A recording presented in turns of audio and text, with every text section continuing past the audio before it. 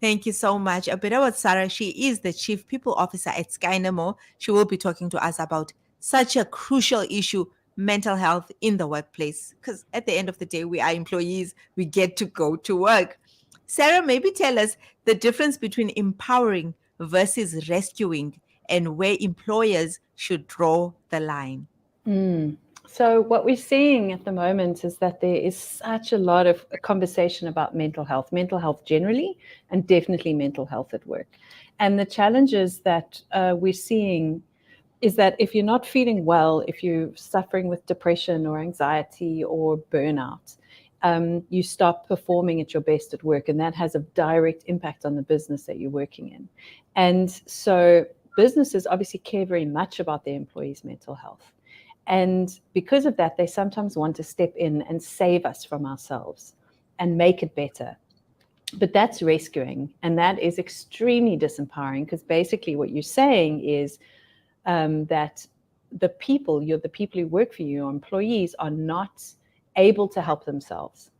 And what we should rather be doing is empowering our people and ourselves to take care of our own mental health, because it's such a personal issue. And so it's just really important that businesses don't try and rescue, because it tells people that they can't do it themselves, but stands in support of people being able to manage themselves. Sure. No, thank you so much, Seda. Seda, you might not be able to see me, but I'm Inga. I'm on the other side of the line over here. So Okay. I think from my side, just, when do we know, when as a company or as employees or employers, that Mm. when do we know when it is time to turn to experts? Sure. Yeah. So there's a whole spectrum from wellness, which is just, I'm not feeling great, I've got a little bit of anxiety, I'm feeling a bit like I have imposter syndrome at work, or I'm dealing with some stress. So that's wellness. And then you get all the way right over to like chemical imbalances, which can cause real mental health issues like bipolar or severe depression or crippling anxiety. And depending on where you are, is the level of the acuteness of the intervention. And I think at any stage you should call on experts. But Mm. in the workplace, it starts with letting your manager know where you're at. And just remembering that managers are not experts on mental health. They hopefully are experts in managing.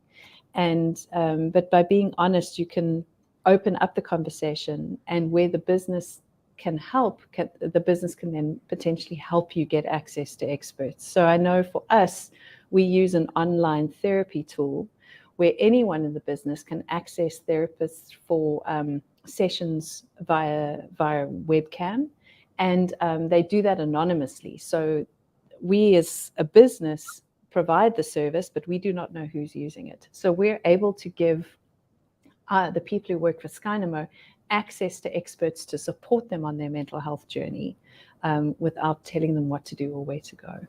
But I think if you are struggling and needing support beyond the general, like, jeepers, I'm so stressed out, I think I need a day off, then accessing someone who can support you professionally and people who have the skills is a really good thing to do.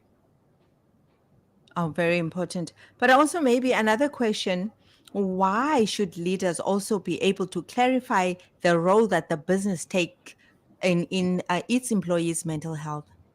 Mm. We're living in a world where there is such massive expectation of the workplace. There's been a general breakdown, I think, in the fabric of society, where we used to have really good relationships with the elders in our community, be that people from our churches, or from our religious groupings, or with our doctors, and we no longer have that. It's for many people in society that is broken down. So the places we used to turn to for support, we no longer have that. So we are starting to turn to our new tribes, which is often our businesses, and the leaders in those tribes who are our managers. And So our managers who are not trained to deal with this and are not professionals when it comes to mental health or even community leadership are now having to hold these very hardcore emotional conversations. And I think it's important for managers to know what the business's approach is, and it's important for the people in the business to know what their employer is able to and not able to do. So you don't have this big mismatch of expectations, which can lead to huge disappointment and upset.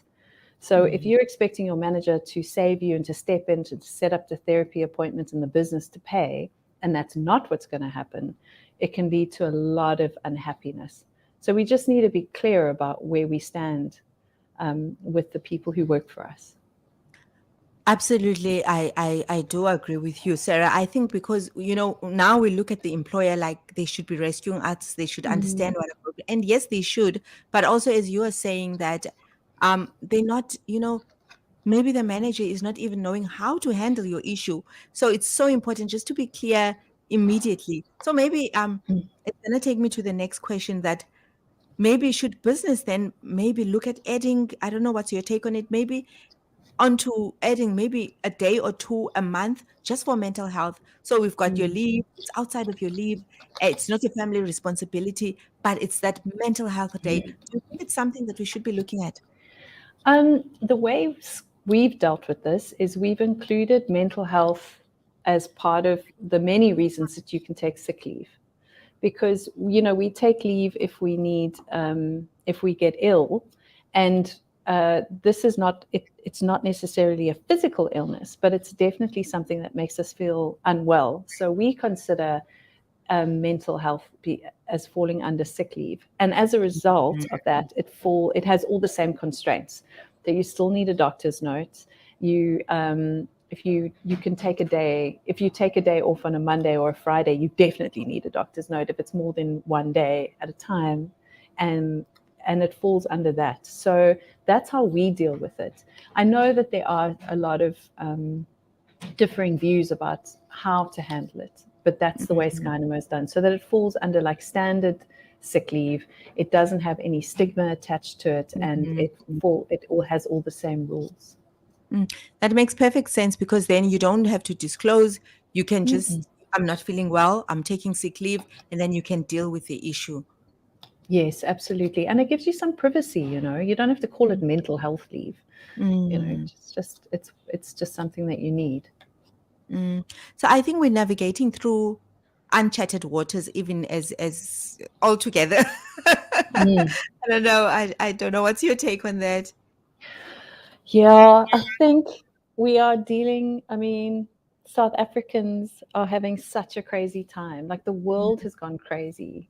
I don't think when we started this year, anyone thought that the war in Ukraine would happen, and what massive effect that would have, or that we would start to see a global recession beginning in the US. And petrol prices have gone crazy, and there's load shedding, and there's political instability at the moment. And I think, as the millennials say, it's a lot, And so our mental health is just the environments we are in.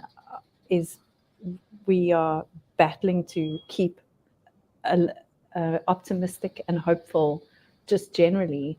And then you throw in a bit of added stress, like maybe you have a teenager who's acting out, or something's happening at work, or something in your relationship, and then suddenly it becomes really, really difficult to feel okay.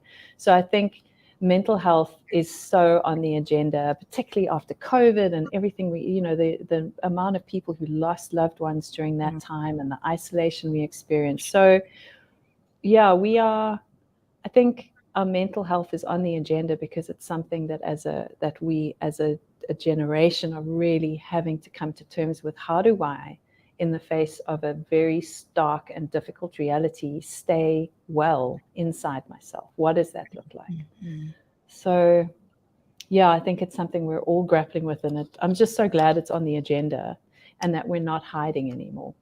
Yes, yes, absolutely. Let's take the stigma off. I think that's the Mm. best approach. I like what you say. The millenniums are saying, "Go." They also say we are Goa, and a friend was asking, "What does that mean?" It means you're going through stuff. Yeah, yeah, So yeah. also you've got the saying that we are Goa. So people are going through stuff, but yeah, at least it's on the agenda. But Sarah, this was such an informative interview, and I'm so grateful. Thank you so much for Thank just you. spending Thanks for that the time with us. opportunity. Great.